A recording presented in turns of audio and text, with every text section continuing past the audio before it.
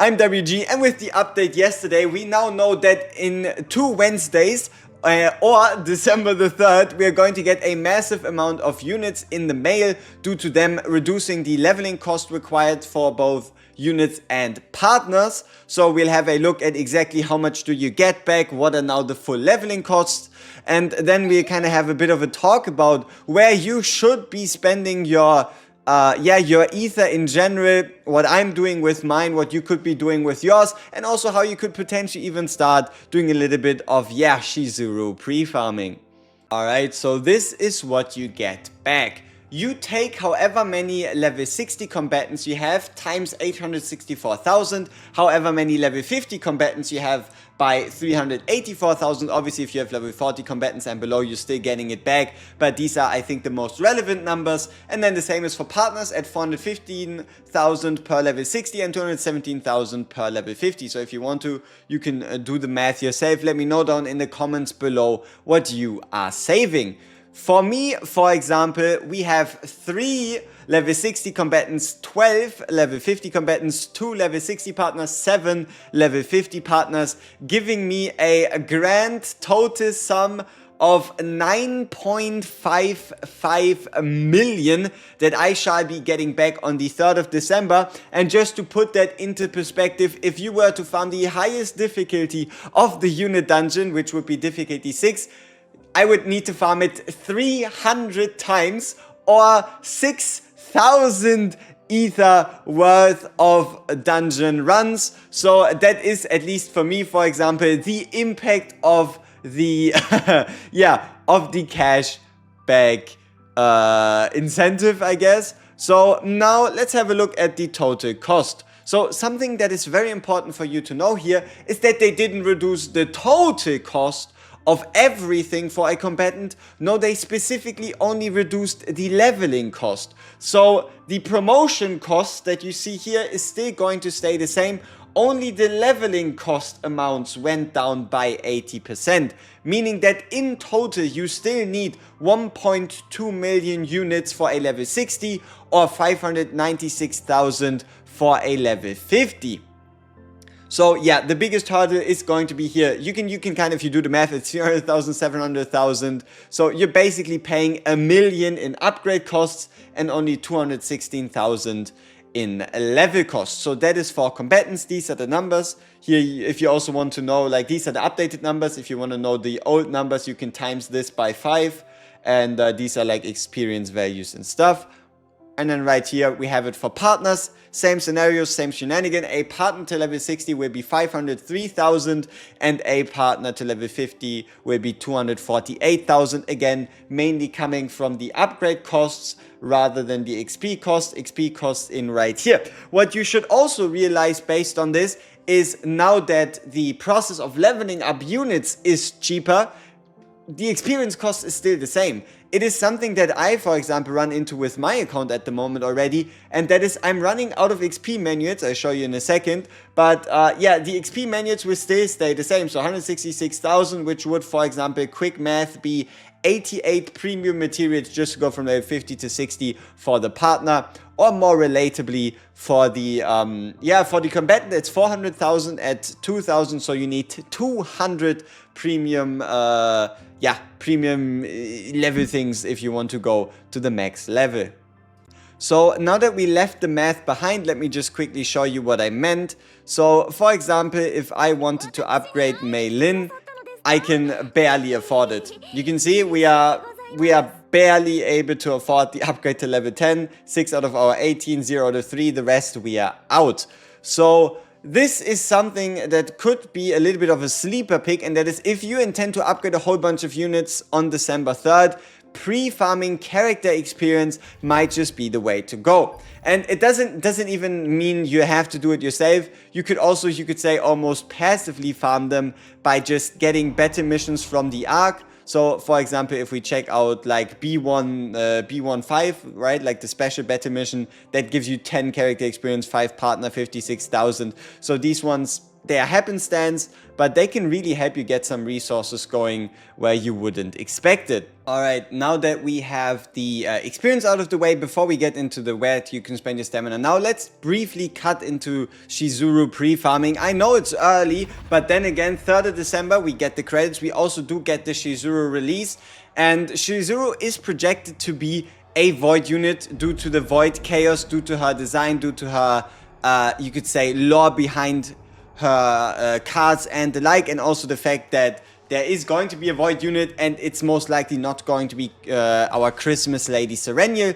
So you can basically assume that Chizuru is going to be a void unit, meaning that you'll have the opportunity to pre-farm void potential materials in the coming days leading up to Chizuru. Then again, you'll also get a little bit of a boost in terms of materials from the supply store, so you can assume another 20 growth stones right here, as well as also then manuals. She is most likely going to be a striker. She still could be anything, but just looking at her kit, looking at the amount of attacks, looking at the visuals, she'll again be a striker, giving us 3 strikers back to back to back, which is kind of crazy.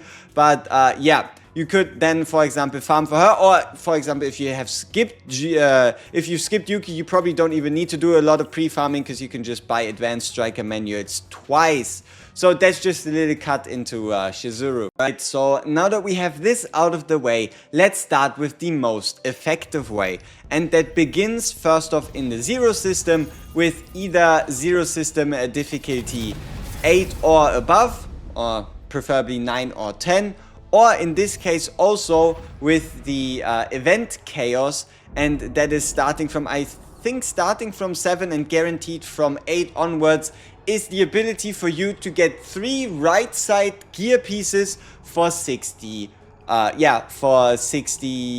ether, right? These loot certification cards, if you didn't know, if you finish a run, you can spend 60 ether instead of a loot certification card.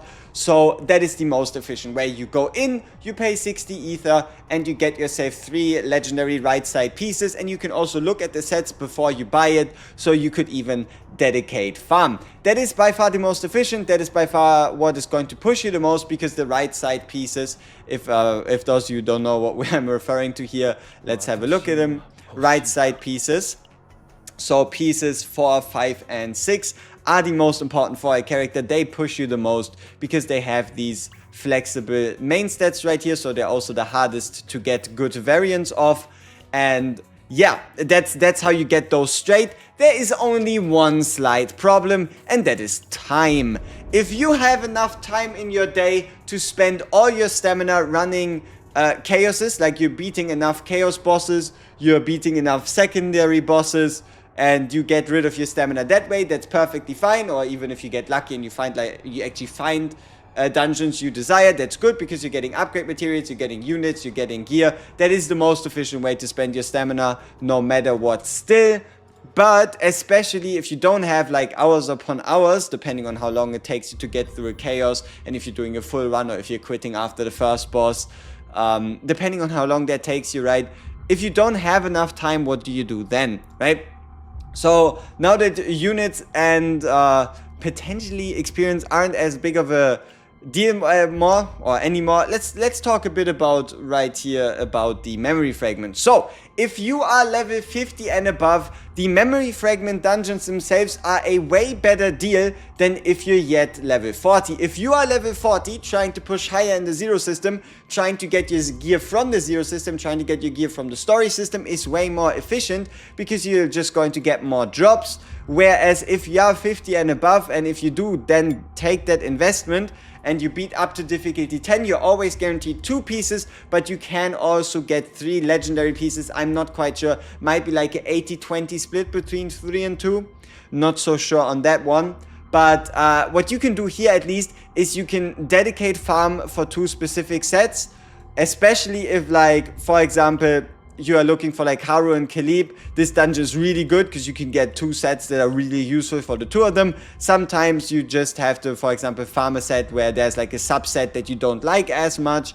But it also allows you to get right side pieces, left side pieces, right? So pieces 1, 2 and 3. And that is because you're never going to get 1, 2 and 3 pieces unless you actually go out of your way to farm it there, or you take your spoils that you got yourself from your chaos dungeons, you dismantle them, or from your chaos runs, I guess, or zero runs, whatever, and then you would have to craft and either dedicate craft pieces, which cost twice, or you would have to gamble at a 50% chance. So if you are only farming the right side pieces, so 4, 5, and 6 through the chaos, and without talking about like specific crafts or whatever, I would recommend dedicate crafting these, because you're paying twice, but at least you're guaranteed to get these left side pieces, where here you would kind of be gambling on a 50-50 to see if you get a left side or right side piece, like for example how we now got a left side piece, but it could have been a right side piece as well.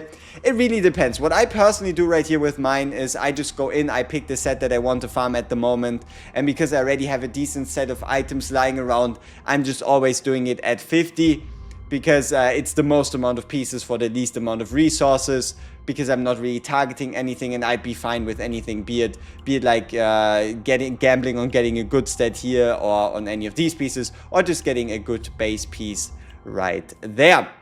So that is gear. Now that gear is out of the way, potential, right? Potential, what do you do with your potential? What should you be doing with your potential? Overall, just quick lesson on potential. You really only want to invest into your main DPS when it comes to potential more heavily. Like for example, how I have the crit chance here upgraded. The crit chance is quite good because it gives you base crit chance. So that means you are less gear reliant to like get towards that 50, 60, 70% mark. And then obviously, yeah, you can upgrade. For most characters, just upgrade their unique potential. For characters like Hugo, you don't really need to upgrade anything. For Luke, you need to upgrade neutrals because his bullets are neutral. He's the only one that creates something that's then neutral.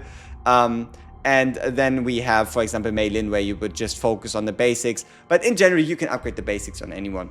What I mean to say with this is, you really want to invest heavily into your units that you bring above 50, 52, 60 into your main DPS, because they benefit from this the most. So this is kind of how my 3 main level 60 units look. And now have a look at my supports. As you can see, quite a lot of investment right here. Basically nothing.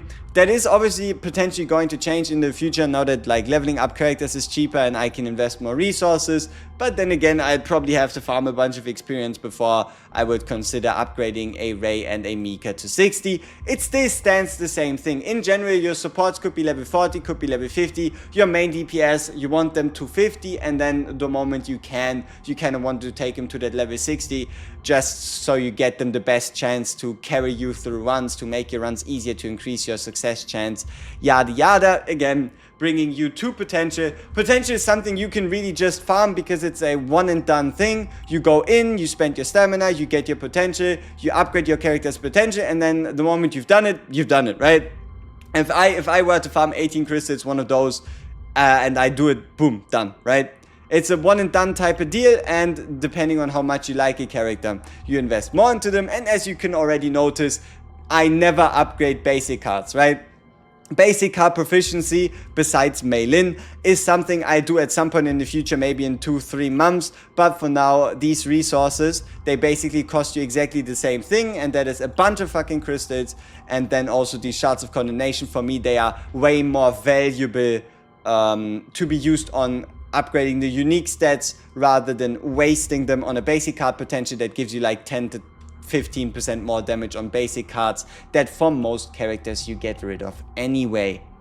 So yeah, I think that's mainly ether. And there were some people of you asking, okay, how many refreshes should you do per day in general, right? If you feel like spending a little bit, or you have like the monthly pass or whatever, and you want to make progress a little faster, doing the first 2 is pretty damn good deal. You pay 50 gems, you get 60 ether. Doing just the first 2, it yields you the most, it's the best ratio. And then you have like that next best step, and that is doing the 70s. So you do 70 twice, 74, 60. So you can see you're already paying a bit more crystals than you get in ether. So that costs you then 240 a day to get an additional 240 ether. So it's kind of like a 1-for-1.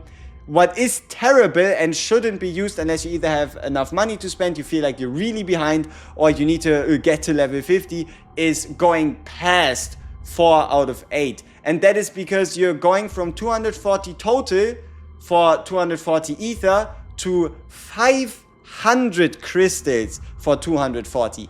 What you pay for the remaining 4 out of 8 is 500 crystals. You're paying 2 crystals for the price of 1 ether. So in total, for example, if you just think about it, if you max refresh every day for 10 days, that is 7,400 gems. Or if we were to look at it in multiples, that would be, I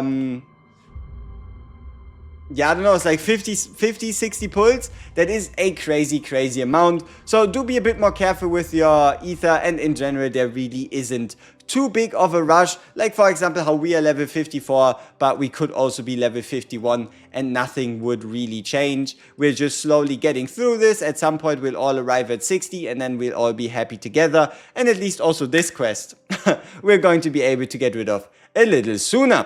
So I hope you're able to take something away from this as usual. I hope it kind of gave you a bit of a perspective of what you should and shouldn't be going for. And as always, we see each other in the next one. Peace.